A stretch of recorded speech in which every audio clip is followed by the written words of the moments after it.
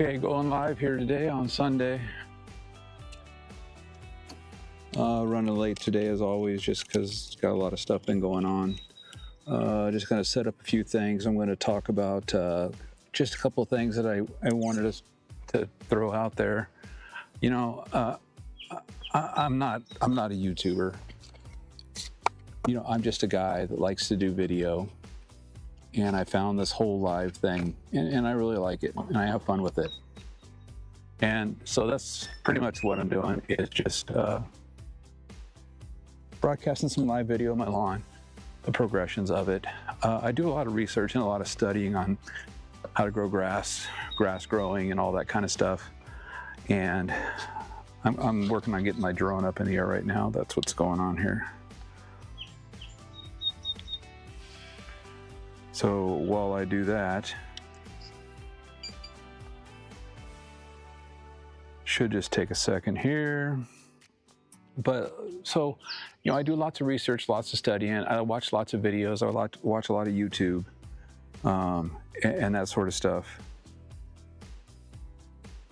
And it really frustrates me because, you know, when I started trying to learn how to do my lawn and make it look really nice, I got really frustrated because it seemed like all the stuff that I was learning was just wrong. So I started doing the research and I started looking on my own. And I just found out that, you know, a lot of these guys don't even know what they're talking about. And those are the kinds of things I want to get into and talk about. You know, there was a couple of videos I saw this week that the information these guys put out couldn't have been more false and more untrue, and they're trying to get you to buy products. And that's what really frustrates me, you know, because then you see in the comments these guys that are talking about, oh, this is great, you know, I want to use these products, you know, you've convinced me, and all this kind of stuff. So I want to talk about that video because it's very scary and troubling, the information that this particular YouTuber was putting out. And I just want to talk about it because, you know, first of all, you shouldn't have to spend a lot of money to make your lawn look good. And that's, you know, any YouTuber that has their own lawn care product, you know, that's a lot of what they're doing, is they're trying to get you to buy their product. I'm going to go change the camera real quick back over here, and then I'm going to get started. So this is what I have going on setup wise. I got a bunch of cameras going on. I have a lot that are actually pointing into my yard. We're going to get to all that in just a second. I think this is my main camera now. I don't know, I just started setting up so many cameras that I don't know which was which and which wasn't. My last live I did a couple of weeks ago. I wanted to talk about that before I move on too, because, you know, we had a big internet outage in our area a couple of weeks ago, actually the week I did my last live. And when it came back on, we had a lot of problems. And I don't really watch my video live, but I went back and I rewatched it and I was like, oh my God, this is terrible. This was all choppy and the internet connection was bad and everything like this. And when they got our internet working again, we were having problems with it. It kept going out and coming back on, and it would be on for like a little while, and then it would go out for a little while, and then it would come on and it would go off for like 2 minutes, and then it'd come back on. And it was just ridiculous. All day long, it was doing that. And then it seemed like it stabilized out. Then I did my live and I still had a lot of problems. So then that next week after my last live, they came back and they said, hey, we're taking the internet out. We got to do more maintenance in your area. So I don't know what the whole problem was. It seems like it's fixed now, but man, I really apologize. That last live was terrible. So I've done a bunch of different setup today. And I hope this works a little bit better. Shouldn't be choppy or anything like that. I hope my drone video is going to work out. It looks like this part of it's working.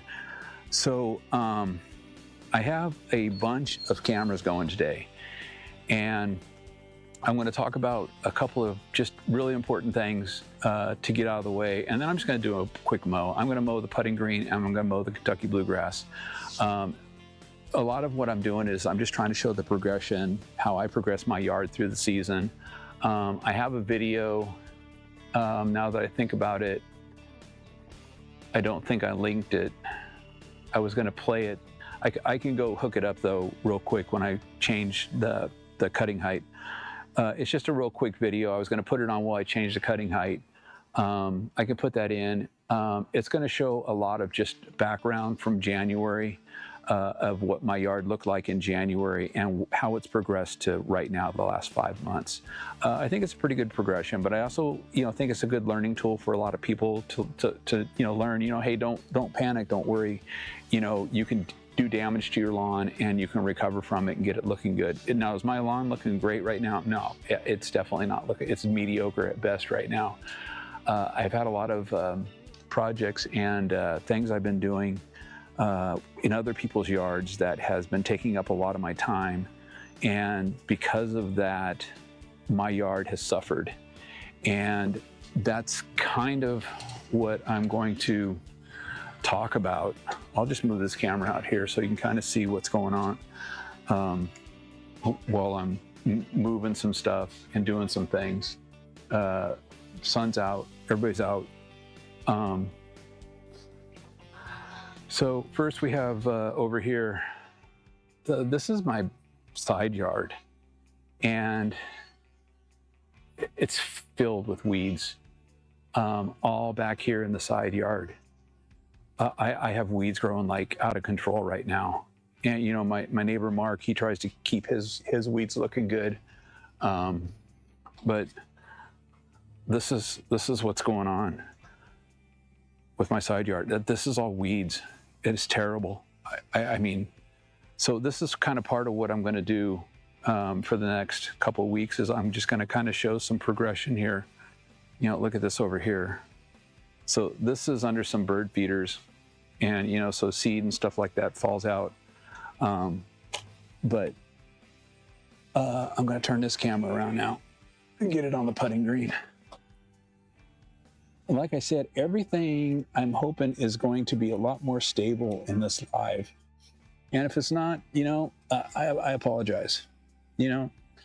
My whole thing about doing lives is I love doing the setup. Everything I did up until this point was my favorite part. From this point on, it is what it is. So we have the drone flying up here. I'm just going to check it and make sure that it's still in the right area.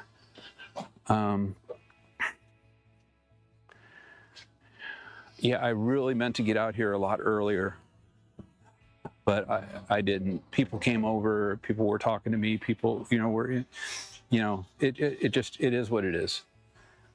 So let me move this camera over here. So when I set this camera up right here, I cannot see the view until I look at it on the playback or whatever. So I really hope that this gets in a good position. Let's see, that should be that camera. And then this should be the mower cam. Oh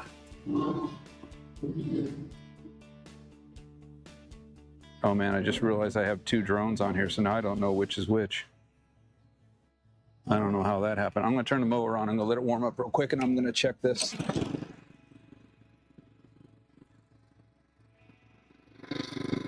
So that was a one pull start there.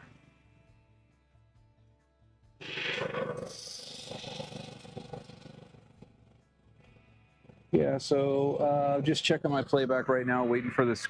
Oh, it is showing the drone. Okay. So that should be the right view. Mower cam.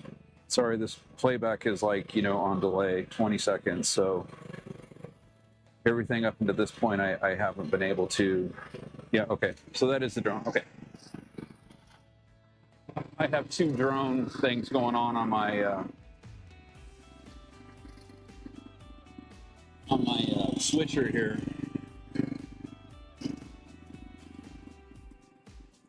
So yeah, so that's everything I got going for today. I'm going to do my best to switch through cameras.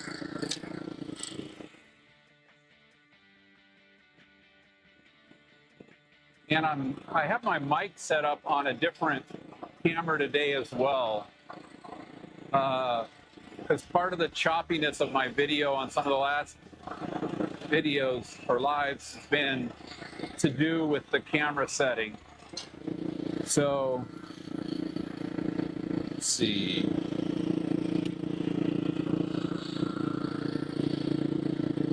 Or how the camera's connected, I guess I should say.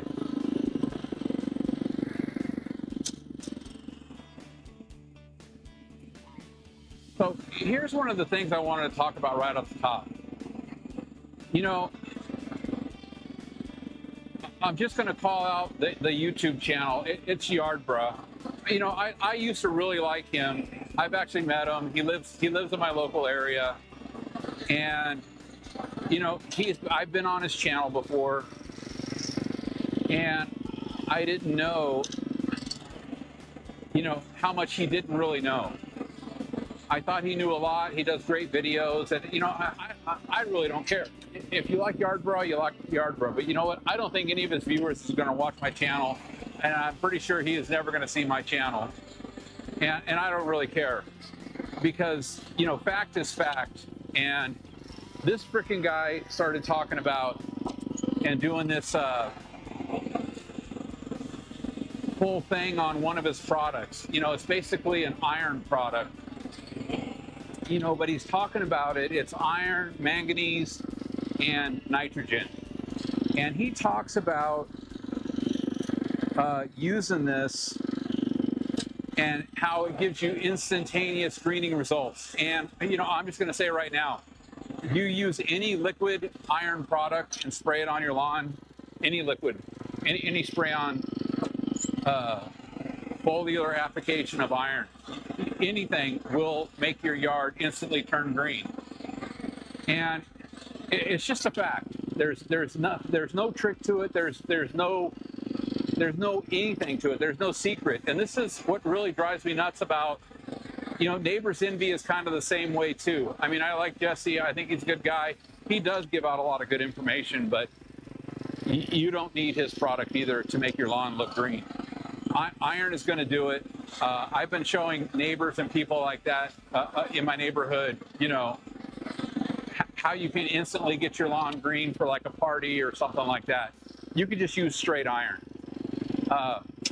My biggest issue with Yardbruh is how he talks about, and he says that the nitrogen, the manganese, and the iron in his product create this instant greening effect. And he puts this big 4x8 sheet of plywood on his grass and, you know, sprays it. And of course, you know, the area where the 4x8 plywood was, you know, didn't turn green. And, you know, of course it didn't turn green because he didn't spray any iron on it. But everything else did not turn green because of his product. Well, it did, but it didn't. Okay? And this is where, you know, you're getting scammed by buying his product based on what he said in his video. And that's what drives me nuts. That's what makes me, you know, feel bad for these people that, you know, you're just a victim. You don't know. A lot of people don't know. They don't understand how iron works. They don't understand how nitrogen works. They just hear a YouTube guy talk about it, say something, and then show these results. And they believe that, oh, well, that product obviously is doing that.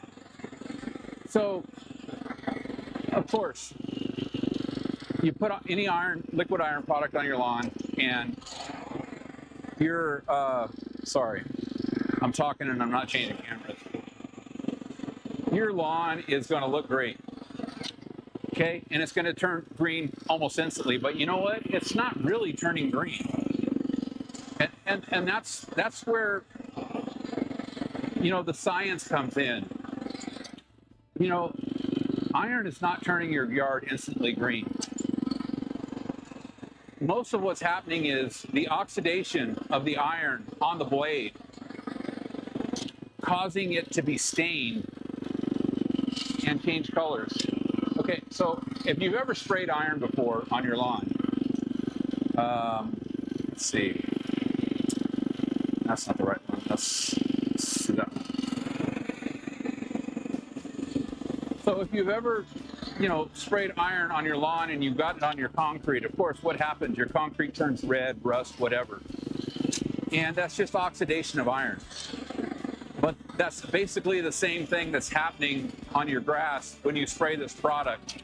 The iron is just oxidizing, changing the grass blade, not changing, but staining the grass blade through the oxidation process of the iron and causing your grass to look greener. It's actually not greener.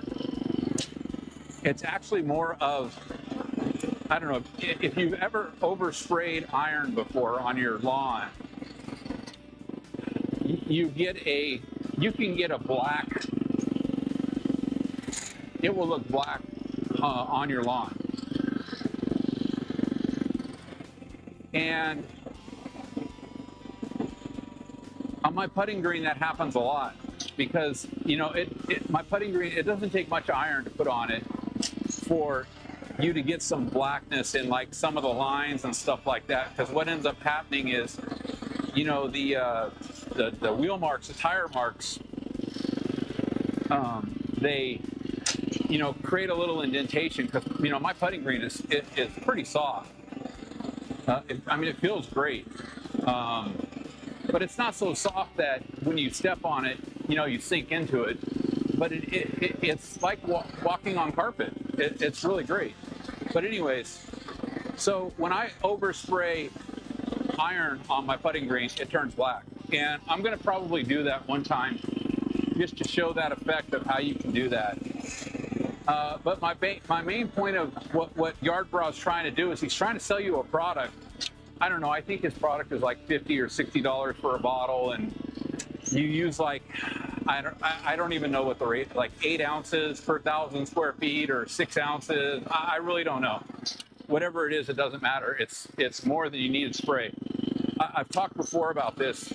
An application of nitrogen and iron on my lawn cost me 64 cents per 1,000 square feet. And that is not a incorrect math problem there. There's no, the decimal point didn't get moved, all that kind of stuff. It is literally 64 cents per 1,000 square feet for me to apply iron and nitrogen to my lawn. Second, I've just been doing nitrogen and iron applications to my lawn for the last 3 years. Now, I do compost my yard, and I'm getting ready to do it because my yard really needs it. And I don't say it needs it because it needs phosphorus or anything like that. My yard needs to be dethatched. It needs to be blade aerated. That's the vertical blades on your detacher. I need to put down a good mix of, soil, compost, topsoil, sand, all those kinds of things. I need to do a little overseed just to help it, coming back from winter and all that kind of stuff. So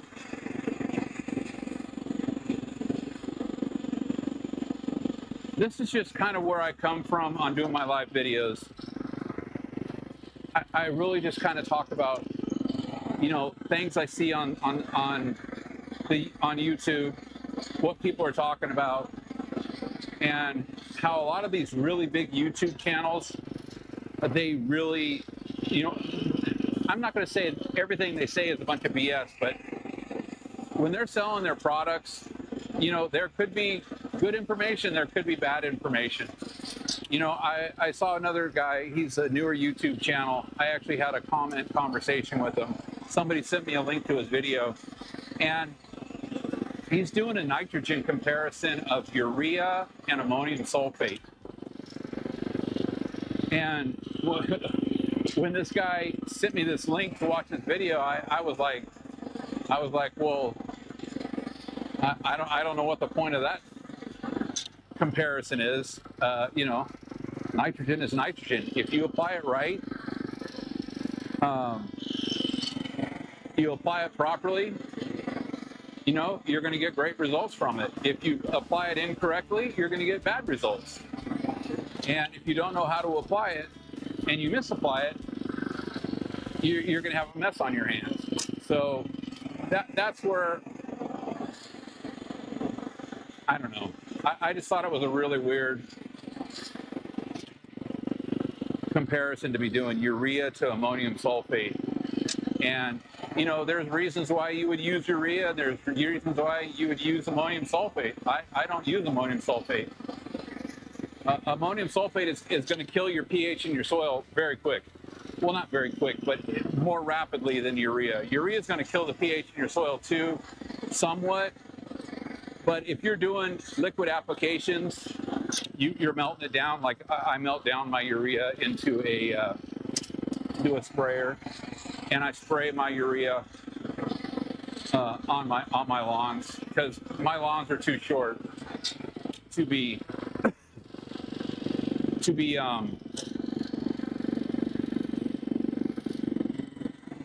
use pellets. I mean, I know there's prills that are smaller and all this kind of stuff that, you know, other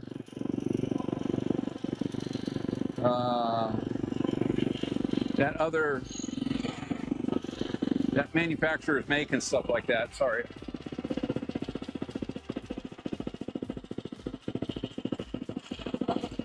But I just don't do it, because if I'm keeping the ammonium sulfate off of the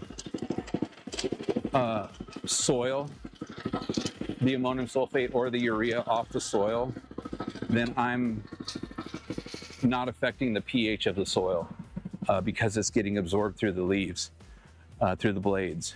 So, you know, those are a couple of key factors and key things to think about if you're concerned about pH. You know, everybody probably laughs at because I'm concerned about it, but I'm only concerned about it because I hate having moss. So because I use urea and I spray it on, I'm not getting that kill on my pH of my soil through using a liquid, an ammonium sulfate or whatever, because in ammonium sulfate, what's killing your pH is not sulfate, it's ammonium. And I've talked about this before. That's another thing that YouTube lawn care guys talk about is, you know, sulfate, and how sulfate, you know, they say will change the pH of your soil.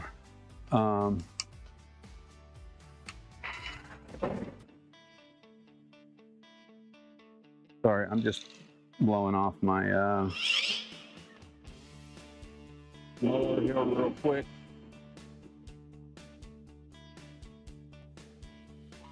I'm gonna get ready to change the cutting height. I move the putting green a couple of different directions. So I'm just gonna move this in here.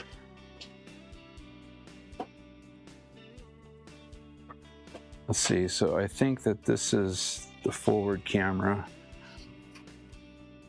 Sorry, I'm confused about some camera views because I made some changes and everything's different now, and because of it, I'm confused on which one of these cameras has got the mic attached to it, and I think it's this one here that I'm on in that view. I'm just going to go look at my stream real quick and see. So when I'm in my garage, my drone's landing. Hopefully it doesn't crash. When I'm moving some of these cameras in my garage, because of the way they're connected, sometimes they go out. I don't know if this one's going to go out or not, but I guess we'll see. So somebody came over today and helped me out with a little project, and some of my tools got moved. And now I have a few, oh, there it is. That's what I need. So I'm gonna put this video on real quick. Hang on one second. Just give me un momento.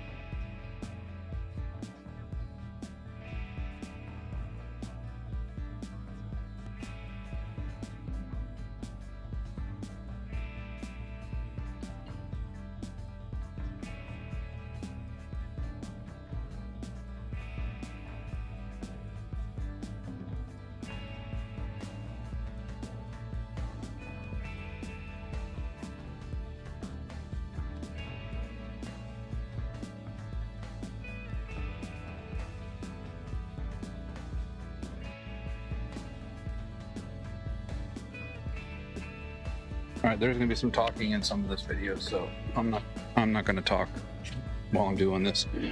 But this is a video I made. I just noticed though when I went in there and checked and put this video on that it seems weird because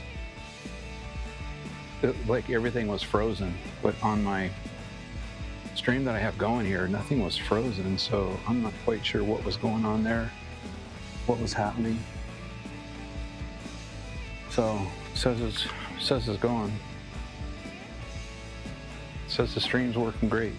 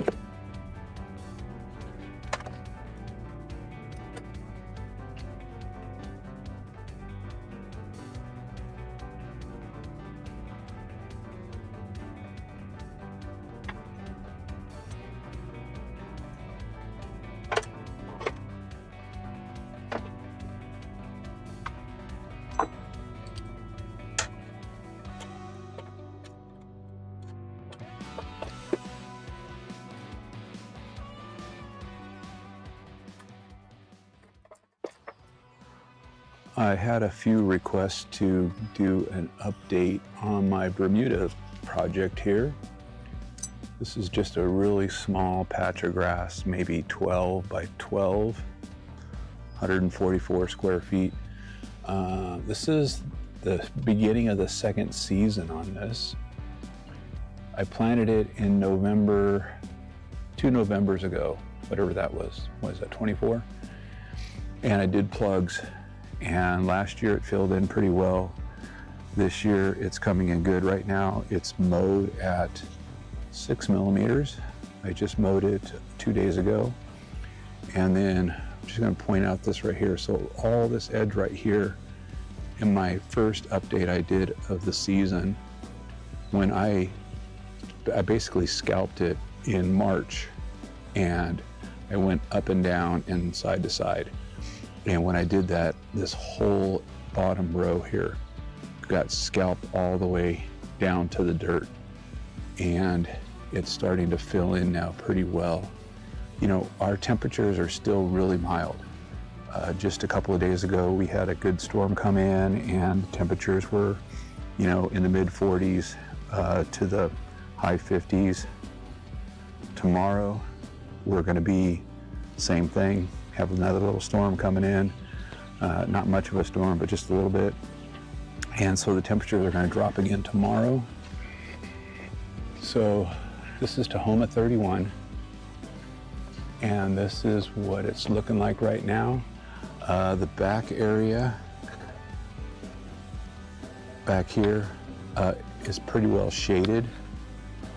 So it doesn't really grow much back here. I have some weeds that I've been working on getting out of over here. I have a couple little things I want to plant back here.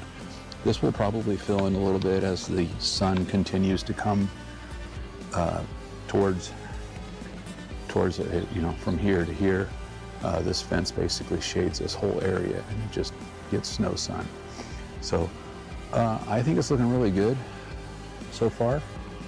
Last year it didn't quite fill in all the way.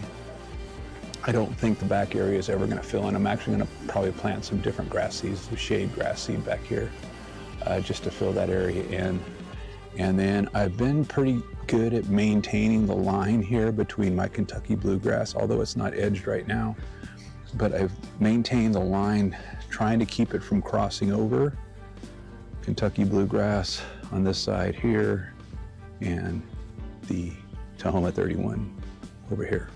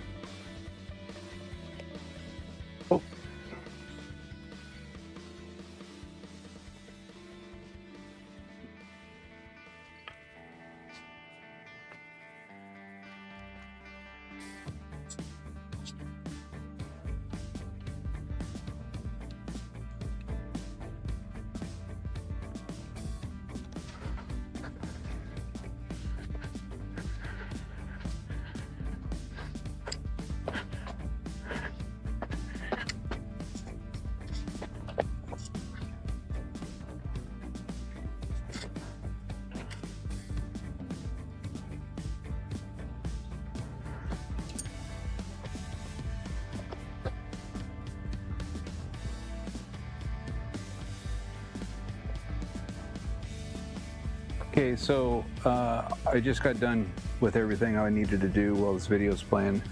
I just putting together a video for kind of a halftime intermission while I do all these things to get the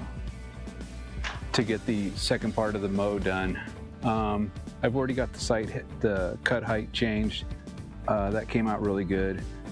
Part of the putting green deal here is I was trying to show the 2-month time lapse from when I just kind of did a sand and seed on the putting green on these edges here from it was kind of a repair job I did from last year's failed redoing of the putting green. It's a bent grass putting green. I cut it at 2 millimeters. Right now it's 2 millimeters. I just cut it at that. It's starting to really fill in really good and look really nice. I really kind of hate to do what I'm going to do to it, but I need to dethatch, verticut it, and do all that kind of stuff, sand it. It's going to take probably 2 weeks for it to recover from that, but I need to do it because it's got a lot of just material in it. Because as you see, I don't use a grass catcher. What I do is I do mow and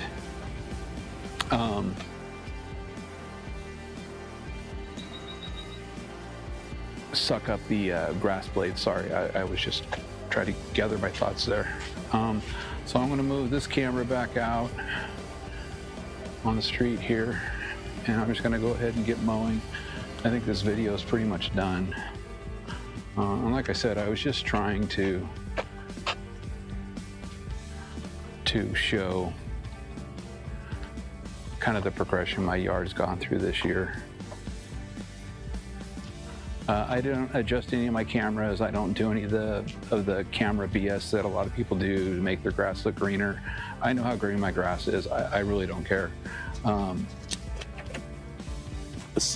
When it's sunny out like this and the sun is down really low, it is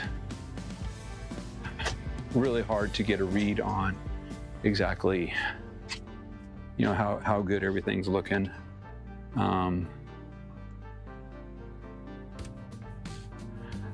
So all of my photography I do is raw. It's unchanged. Launching the drone right now. It seems like the stream is working really good today. I mean, I don't know. I won't know until I go and look at it. So I'm going to try to just zoom in up over here on this front part of my lawn, my drone. I'm going to try to do a better job changing the camera views.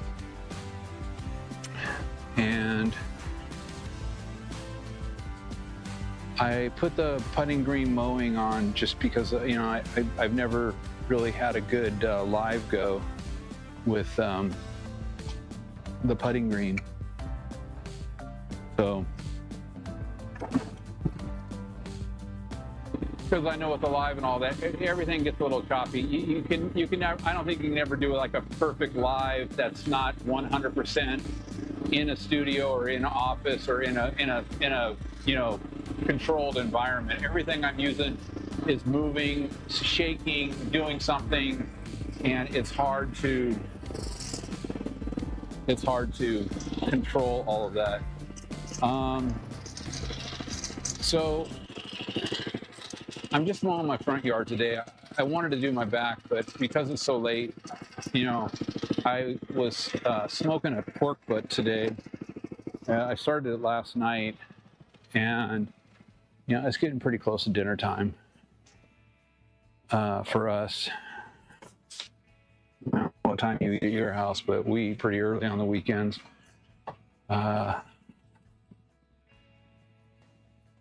So I was back there turning on the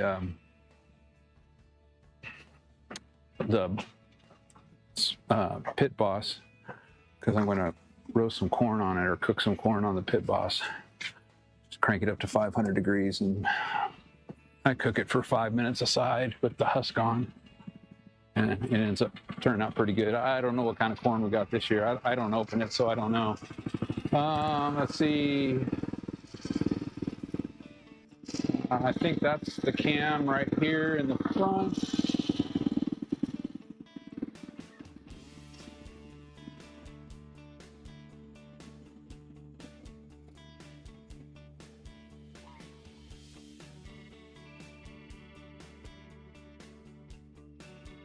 And there's so much junk in my lawn.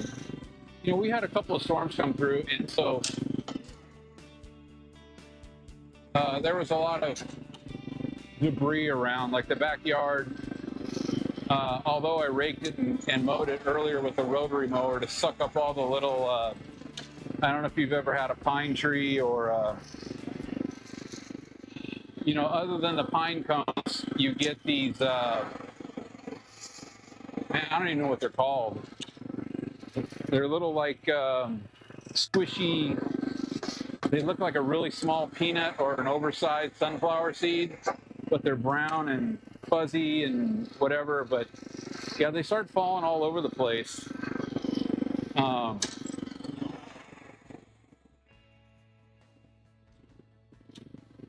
And they make a mess. And we had some pretty good wind last storm that came through. And with that wind comes just a mess. So I cleaned all that up. Another thing I had on the agenda to talk about today is watering. I know it's that time of year, and this kind of goes to another video I saw this week. People are talking about watering and all these different things. And,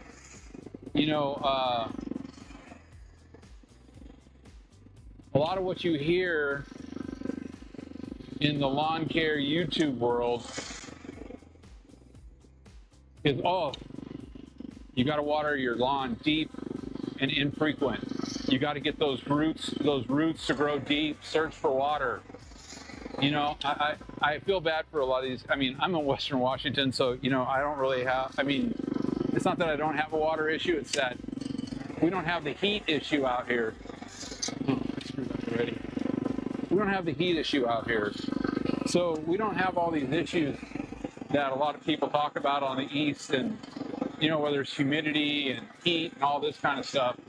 So we don't have that same issue here. So I can't really comment, and I don't talk a lot about disease and stuff like that because I don't experience it. I don't have an issue with it out here. My recommendation I give people for disease control is less potassium. Stop using potassium. You don't need to use potassium. Your lawn probably never in its entire life is ever going to have a potassium deficiency. But oh shoot, man, I am blowing it here. Let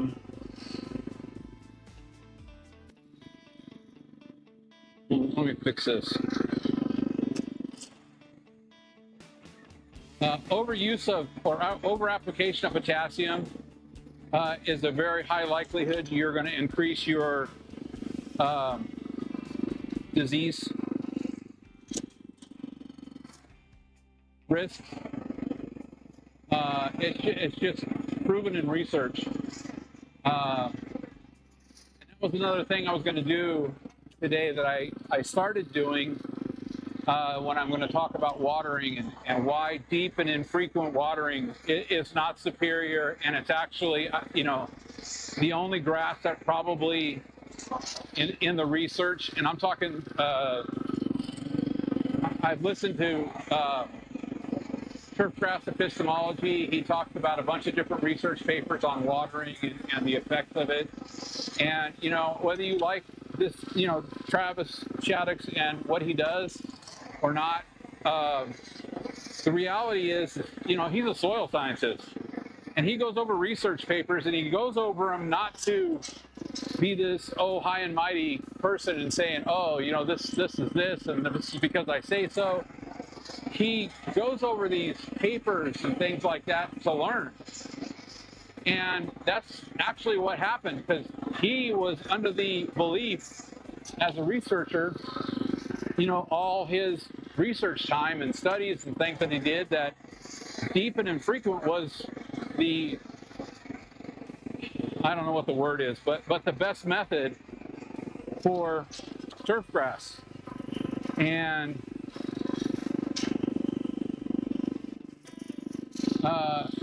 he was even shocked and surprised to find out that for superior quality turfgrass in color, appearance, and health, frequent and light waterings is the best method.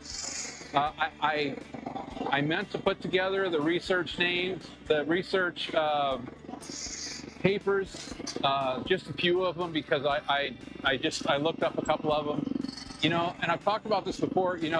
The reason why I like listening to him talk about these papers, which, I know a lot of people can't sit and listen to somebody talk about watering and research on watering or anything for an hour, but he did probably over 11 hours of going over research papers and talking about watering and the effects of watering and all these different kinds of grasses. And he kept thinking that, he found a paper that was going to confirm, the whole deep and infrequent thing. And then he would be like, and then as soon as I started getting through this paper, the more I got into it, the deeper I got into it, the more that deep and infrequent was not the best method. Now, let's just clarify a few things here. Zoysia grass. Zoysia grass was found to be one of the few grasses where deep and infrequent watering actually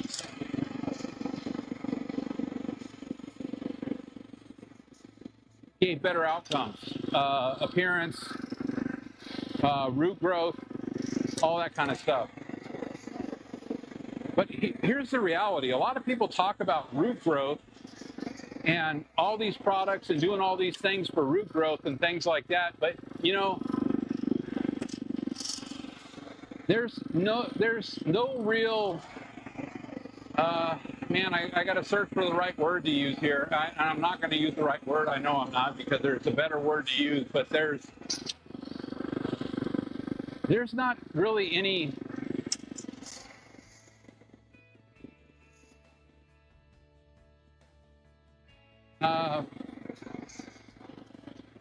man, I wish I could figure out a good way to say what I need to say here. You know, deep roots don't mean anything. You know, you can have somebody who puts whatever kind of product on their lawn, and, you know, within a month or 2 months, they pull a sample out and they got these big, long, deep roots and show you like, oh man, I use this product and I got these deep roots and stuff like that. Well, there's a couple of things about that. First, you know, how do you know that it was that product that did that? It is the first question. And secondly, who cares? You know, did you get a better turf appearance out of it? How do you know? What was the better turf appearance that you got? What was the better result you got from, you know, doing that application of whatever it is, you know, you applied? But the second thing is you know what? Not all grasses have deep root structures. And that's the biggest thing where, what is it, tall fescue? I believe it's tall fescue has the deepest root system. Perennial ryegrass doesn't have a deep root system, and Kentucky bluegrass doesn't have a deep root system.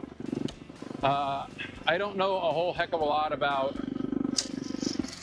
warm season grasses like Bermuda and stuff, although I am growing it in the backyard. I showed it in my video there, a little progress video I have from the beginning of the year. I think it's doing great. I mean, I think my Bermuda grass looks better than some people in warm season areas that are growing Bermuda grass looks.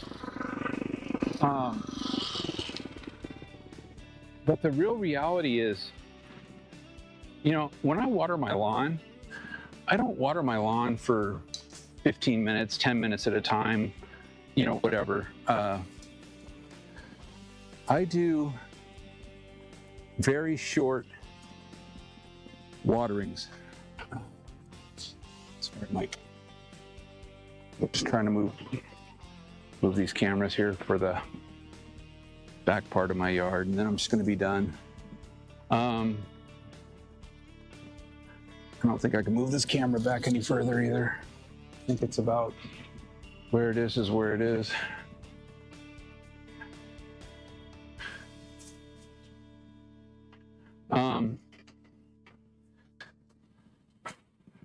So the thing about it is, yeah, I just can't get that great of coverage back here. Maybe I should just do this. Here, hold on. I'm just gonna change my whole train of thought back here on doing this.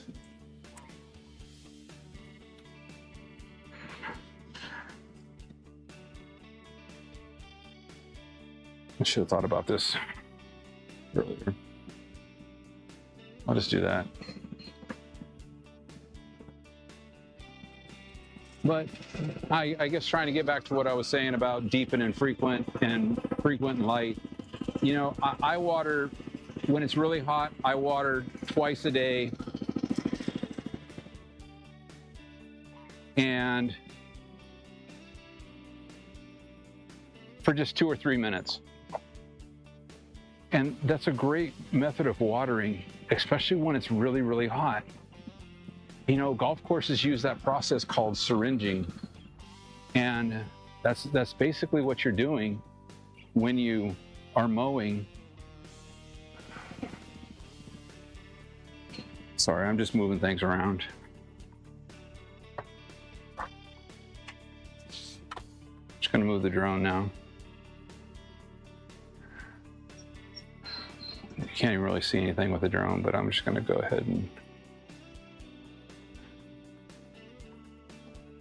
push it up a little higher, move it over.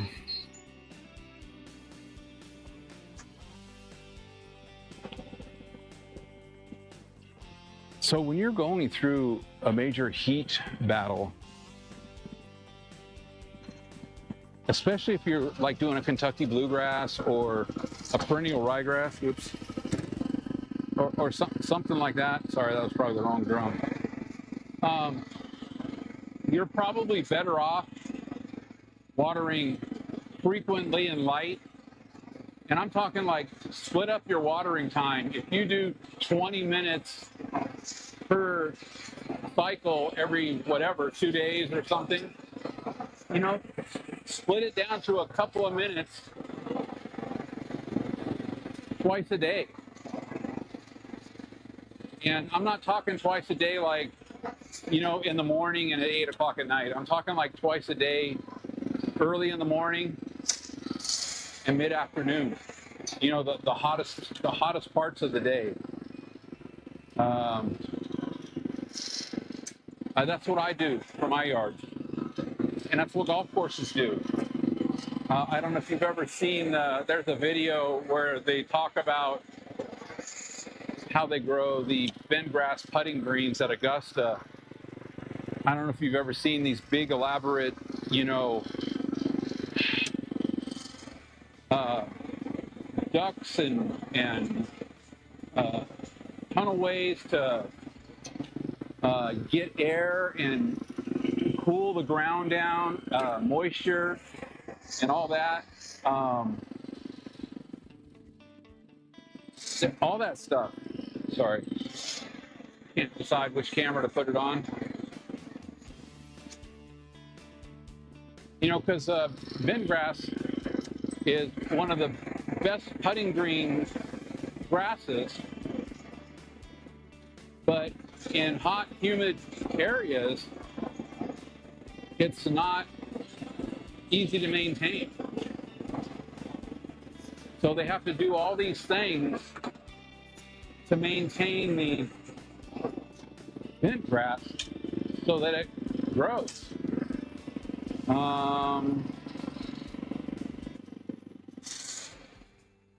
Back here in my weed field,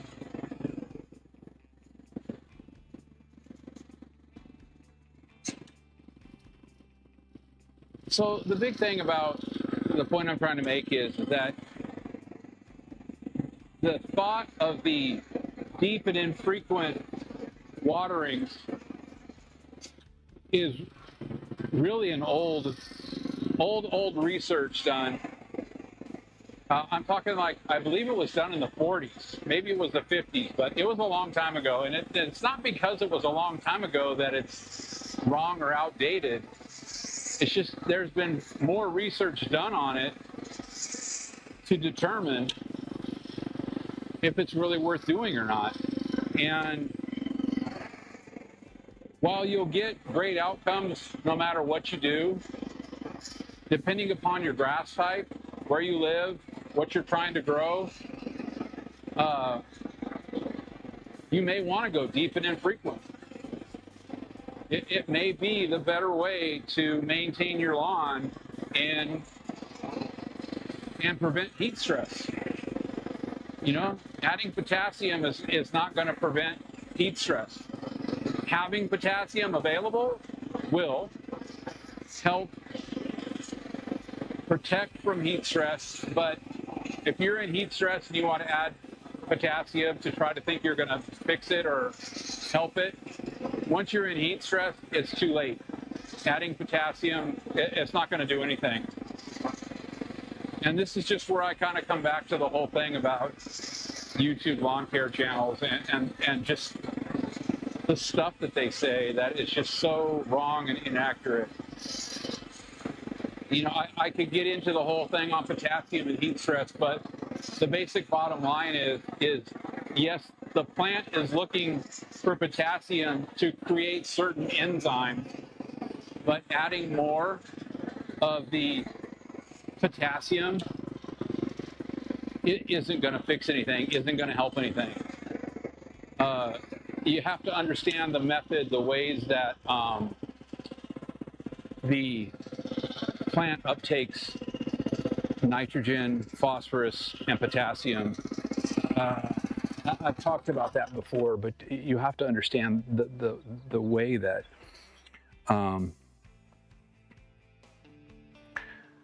I think it's that camera. I keep forgetting. I don't know what camera it is anymore.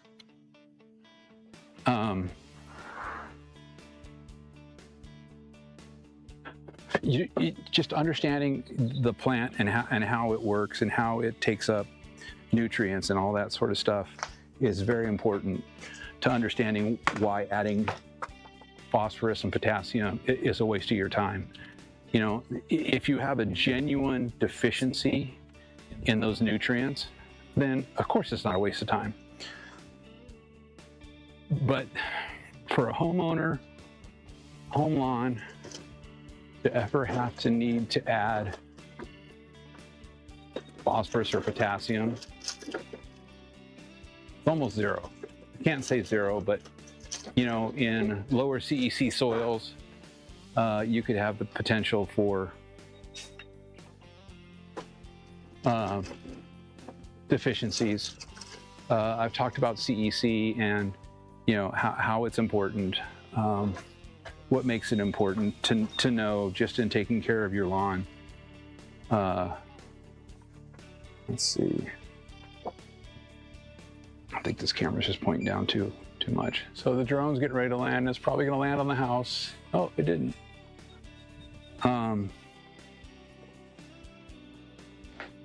So there's my bottom line. I'm not a YouTube guy. I don't really even care. I don't ask people to like and subscribe my channel, you know, because the reality is, you know, nobody's going to watch a video of some guy mowing his lawn talking for an hour. You know, I watch videos, especially long videos, over a week. You know, I'll start it, I'll watch it for a little while, and then, you know, I will turn it off and I'll come back to it the next day and I'll watch some more. And that's kind of how my videos have to be viewed. You know, I give information throughout the video. You know, I'm just mowing my lawn. You know, I'm doing whatever, having conversations, talking about, you know, lawn care and the myths and just the bad information. I just really feel, you know, I was victimized. I was scammed, you know, by people like Yardbra and, you know, the lawn care nut. That guy's really awful. He tells you to buy a bunch of crap you don't need to buy. Ron Henry, same thing. I mean, Lawn Ginja, oh my God. I can't even think of all these, you know, guys that I see talking about just crap, trying to convince you of something that is just entirely not true, and they say it with a smile on their face. You know, they're like, you know, Yardbra is like the worst used car salesman. You know, he's selling you a product and he's telling you not even scientifically possible methods of how. Oh, camera just cut out. Oh, that one's on battery. That's why.